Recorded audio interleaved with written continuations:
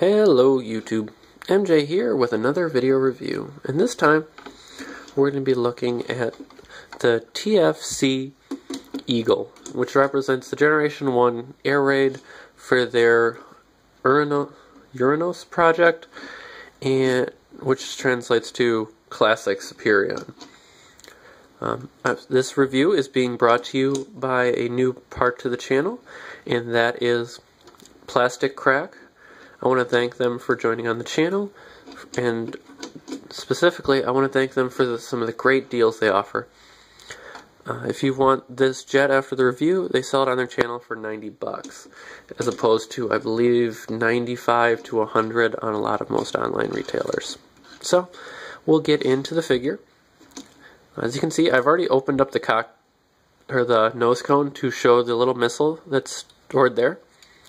And the way that works is it's a nice little hinge system that if you hinge out, you can reveal it. You hinge closed, it'll hide it. Similar to the machine gun seen in the Masterpiece Seeker mold. The reason I showed it there is because otherwise I'd forget about it. As you can see, its main color scheme is silver, red, and black. There's a little bit of white throughout. You see air raid, basically, is what it's representing on the back. The Seeker mode, jet mode, I'm going to call this a Seeker mode mainly because it's the same jet formation as the Classic Seeker, as well as I really want to either customize or see TFC do a remold of this figure into a new Classic Seeker, more in scale with Hegemon, because these do scale beautifully with Hegemon or Hercules in regards to if you want it as a Classic Seeker. That's my pitch done, and I'm going to try not to mention that for the rest of the review. Weak spots in this mode, actually there's really not a whole lot. It's very well detailed. There's a great bunch of panel lining areas. It has the big bay doors. The vents, however, don't stay in place very tightly on this one, which I think I've seen in other reviews as a common issue. I'm guessing it's just a minor sanding issue to get better clearance, but it's there. Alright, and we'll get into transformation. Going to pop off the missile pods. We'll set them aside. Come down here, pull out the little feet, pull them down, and rotate them into place. Do the same thing on the other side. Rotate it into place. Rotate around the shin, and fold up the wheel. Same thing on the other side. Fold up the wheel. Grab that section and pull it down. Come around to the back. If you have the Masterpiece Seeker mold, you know this kind of motion. There's that little vent on the back. That was a wing falling off. I'll get into that in a minute. There we go. Fold that up. Rotate the thruster around so it faces back out. Same thing on the other side. This is a part that's really nice if you have nails to just try to wiggle them under that area. Collapse the wings, rotate them to the places that you feel comfortable with. And again, this is another one of those very easy ways to see a Seeker. Line up the feet so they're in a good position. The wings are just friction pegged in, so you can pop them on and off during transformation. It's really kind of personal decision what you want to do and how you want to go about transforming them. Then just come around, pull the sides out, flip them forward. There's a little channel in the legs that actually unhooked when I slid the legs down. Flip them up, close it, and put the arms down. Close it, pull the arms down. Flip up the wheel on top, And then fold that back down. That whole thing will accordion back. And then you just want to fold the nose cone up. And same thing with the vent fans. Come up front. The neck piece is pegged into the front white part, so just pull that up. Flip the neck piece and the head up and close her up.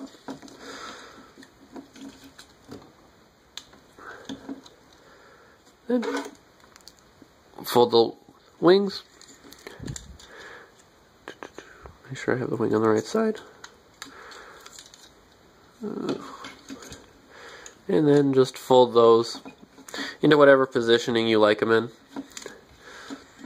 Hey look, seeker. Not seeker. Personal preference, I do kind of like that just because it gives them a little more bulk. And it also hides a little of the backpack area. So there you have air raid in bot mode. And then you have a choice. You can take the pods and either peg them in the hand like a gun, peg them on the outside for the missiles, or again, if you want to try to incorporate more into the backpack than you really need to, I'm going to go with the one that already has the handle flipped out. Come around and just peg that into a wing and fold it up. And he's got a nice missile spire on the back. This figure is very much a personal preference figure of what you want to do, which I really love about that. One of the beauties of Transformers is the fact that they can convert, and they're two toys in one. This figure gives you a lot of personal preference. They have instructions for what ways it's supposed to look, how they recommend it. As you can see, I'll move him out of the way. There's how they recommend making him look. And actually, it's not a bad idea. And it looks good. But you have so many options with displaying this guy. Hit the Seeker mode, or what I'm going to call the Seeker mode. The regular air raid mode, for one, it's a customizer's dream toy. Since I've gotten this, I've had and played with him, I have so many ideas of how I would customize him, modify him. Different characters I could use him for, different ideas I could use him for. One of them right off the bat, because BotCon has been working on the Machine Wars thing, and I've been following that. You could very easily make a Machine Wars jet combiner out of these, based on the molds they use. Between this mold as one of the Seekers, of course. Falcon works great as this mold that Megatron or any of the Cyberjets used for Machine Wars or Generation 2. Blackbird would make a very nice Machine Wars Starscream custom. You could make some really cool Seeker combiners out of these. Again, it's the customizer in me that takes over during that thought process. But just a standalone Superion, he's a great figure. Articulation on him is very good. He's got a ball-jointed head, so you get upwards, downwards, all the way around. I don't like the yellow visor, but I know that I talked to somebody who said they're working on blue visors for this. Flip down boob missiles. Close that up. Get 360 degree rotation. You got to avoid the wings. 90 degrees outward. A bicep swivel. A 90 degree elbow bend. And nothing below that because of the transformation. They have a waist in it, which I think was really cool that they did it, and you just have to flip that back. But because of all the backpack stuff, the waist really gets kind of shortchanged. That said, I could see where, if you want to try to, once everything's out, you're looking for some modification options to, I don't know, make this guy into an arm as opposed to the leg he's supposed to be, there's some very simple pop-off and on options you have.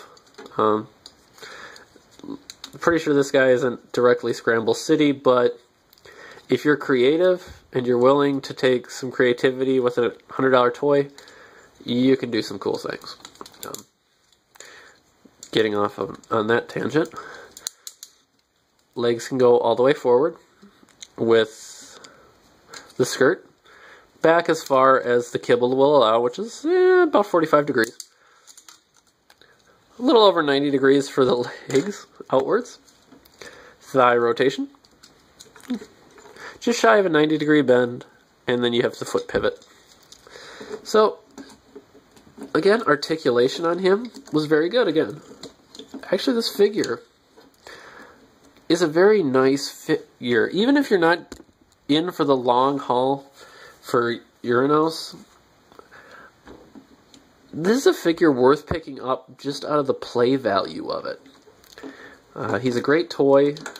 He's got a lot of features. And of course, he's a foot. I'm not going to actually show the foot mode here, solely because Blackbird's coming out very soon. So I'll actually do a limb update once Blackbird's out, because I don't like to go, here's a foot, here's an arm. When I at least have the torso, I'll do here's a rough look of how it's going to be. I want to thank you guys for tuning in. I want to thank Plastic Crack again for the great deal and for being involved with the channel. And have a good day, everyone.